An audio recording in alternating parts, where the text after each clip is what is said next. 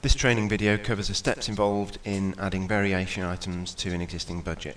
So running through the list of steps, we're going to establish that the contract that we want to add variations for exists and we know its number. We're going to create a new estimate, and in this example the estimate name will be project name / variations. This single estimate can hold all variations for the project, and the way we do this is we create a bill to hold all the variations and then create sections within this bill and assign each one of these with variation details. We're going to record the variation number and the description of what the variation is, and we're going to make sure that each variation number ties up with a client quote variation document, and then each section or variation can have a number of items that go to make up that particular variation. There are some screen defaults that we will look at as to how you add in particular columns that show you the adjustment percentage and adjustment value, and how these variations can then be marked up to a desired level. And then within the variation maintenance screen, how you can change the status and how the status can be shown in the view of all the variations that you've got for a particular job. And then we're going to check that the calculations have taken place before we transfer the budget, and then finally we'll update the contract with the budget that represents all of the variations. So if we go back to Summit, I'm going to create a new estimate. So this is all done within the estimating menu. So we'll select estimate here. I'll use the same reference for this as for the previous job that we worked on,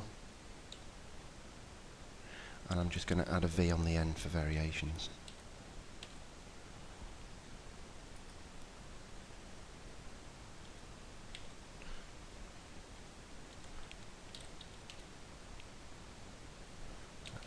So Belfast data center variations. This also needs to be linked to the actual contract.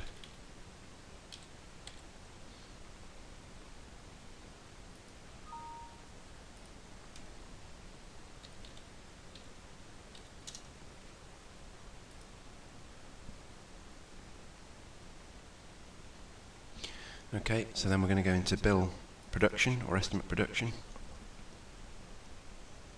I'm going to create a bill, so I'll just give this a reference of 01, and I'm going to call it variations. We can actually determine here how many variations there are going to be as a starting point, so this could be any number. I'm going to say 10. We can add to this at a later date, and I'm just going to say that the first section reference will be 01. So it will sequence the others for me.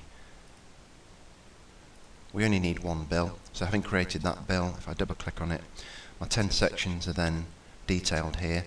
And to allocate a variation to these, highlight the first one, click on allocate next variation, and then at this point we give the variation a description.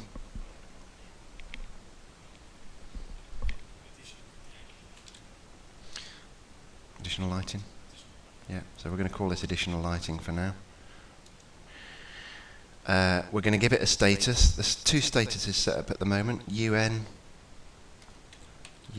is unapproved, so we'll make this one unapproved at this point. If we click on the arrow, you can see the two options that you got there to select from. So we'll select unapproved, and then we can give the variation a reference. So this is the customer's variation reference. Yeah, so I'll give it a variation there, and then we can also say, give it a date that the variation was issued, or a date that we want to record against this particular variation. So click OK to that. That then updates this screen, so we've now got a description in there for the variation. We've got its status displayed there, the reference that we're using, and the date. Move on to the next one. So these columns, to add them in, it's a right click, properties. They'll be displayed on the left hand side, so find them in the list, drop down and just double click on them to add them. So if I wanted to remove these and then just add them back in again, status description, received, and external reference. So they're all back on there again. I've chosen the wrong column there now. Which one was it?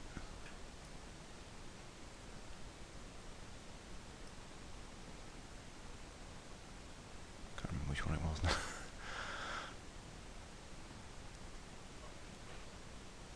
Issued, that's the one. Yeah.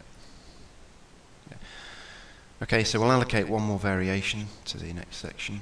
Just give this a description as well. Remake this.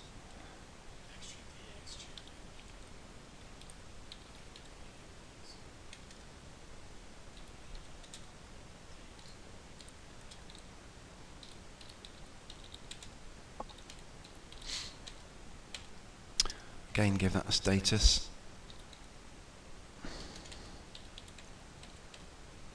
A reference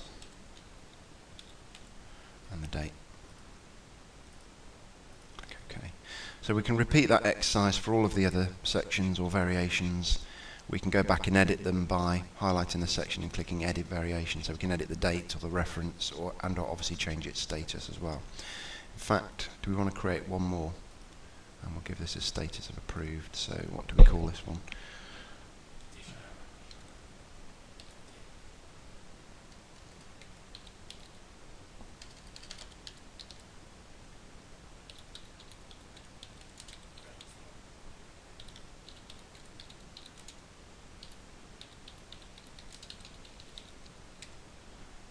And again, we'll make this approved.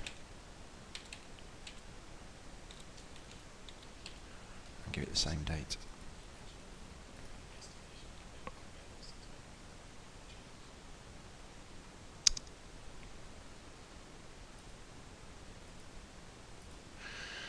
This external reference, ideally we want this to tally up with the client's quote or variation number. So going back to our list of items, that's number 8 on this list. So I'm going to save that. So that's VO number 3, V003 in this case, or whatever the client's quote reference is. Okay, so we've got potentially up to 10 variations in this list, in this example, but there could be any number, and we've actually assigned variation details, statuses and what have you to the first 3 in that list. So this list can be revisited as many times as required to add additional variations or edit existing variations or change the status of any existing variations that you have in there.